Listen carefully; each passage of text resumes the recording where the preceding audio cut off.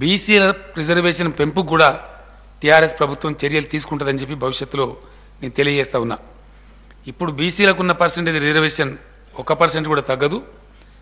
కాగా వాళ్ళ రిపోర్ట్ అందితే బీసీలకు ఇంకా పర్సెంట్ డెఫినెట్గా పెంచుతాం. ఎందుకంటే ఈ లోపు కేంద్రంతో మాట్లాడి ఈ పెంపుదల యాక్సెప్ట్ చేసుకుంటే in the same line same ఎనాలజీలో ఎట్లయితే జార్ఖండ్లో ఉందో, ఎట్లయితే నార్త్ ఈస్ట్ 4 స్టేట్స్లో ఉందో, ఎట్లయితే తమిళనాడులో ఉందో ఆ ప్రకారంగా పెంచడం చాలా సులువవుతుంది. కాబట్టి ప్రక్రియ కూడా ఇప్పుడు అంతా జరిగిపోతుంది. కాబట్టి అది చాలా తొందరగా చేసుకునే వెసులుబాటు కూడా ఉంటుంది. కాబట్టి బీసీల రిజర్వేషన్ కూడా కొంత పెంచడానికి సుముఖంగా ఉన్నాం. ప్రభుత్వం యొక్క సుముఖత ఈ విషయంలో ఫ్లెక్సిబిలిటీకి మంచి ఉదాహరణ. ఎవరు ధర్నాలు చేయకున్నా, ఎవరు డిమాండ్ చేయకున్నా, ప్రభుత్వానికి ఎవరు మెమోరాండం ఇవ్వకున్నా దేశంలో ఎక్కడ లేని విధంగా first time in India market committee చైర్మన్లలో రిజర్వేషన్ తెచ్చిన ఘనత టీఆర్ఎస్ ప్రభుత్వాన్ని. అది ప్రజలకు తెలుసు. ఈరోజు ఇంప్లిమెంటేషన్ కూడా చేసినాం మేము.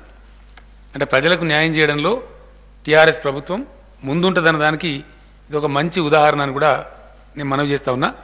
ఆ రకంగా దీన్ని ముందుకు తీసుకొని పోవాలి. కొంతమంది చేసే దుష్ప్రచారం ఏమాత్రం కరెక్ట్ కాదు.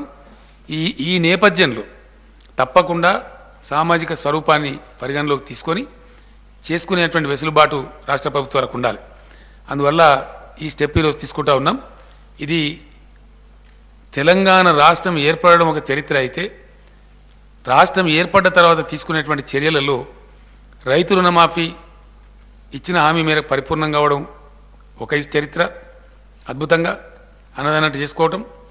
ఇలా రిజర్వేషన్లు కల్పిస్తామనుకునే వర్గాలకు కమిషన్లు ఏర్పాటు చేసి రిపోర్టు తెప్పించి ఖచ్చితంగా దానికి తగు రీతిలో ఈరోజు ఈ నిర్ణయం తీసుకోవడం కూడా ఒక హిస్టారికల్ డే. డెఫినెట్గా ఇది మంచి దారితీస్తుంది. అన్ని వర్గాల ప్రజలు మేము కోరుతుండేది, అన్ని వర్గాల ప్రజలు ఆనందంగా సంతోషంగా వాళ్ళ ముఖాల మీద చిరునవ్వు చిందితేనే సరైన తెలంగాణ. కాబట్టి ఆ తెలంగాణ దిశగా ఒక మంచి పురోగామి, అంటే ఒక ప్రోగ్రెసివ్ స్టెప్ ఈరోజు పడిందని నేను నా హర్షాన్ని, నా సంతోషాన్ని వ్యక్తం చేస్తూ ఉన్నాను.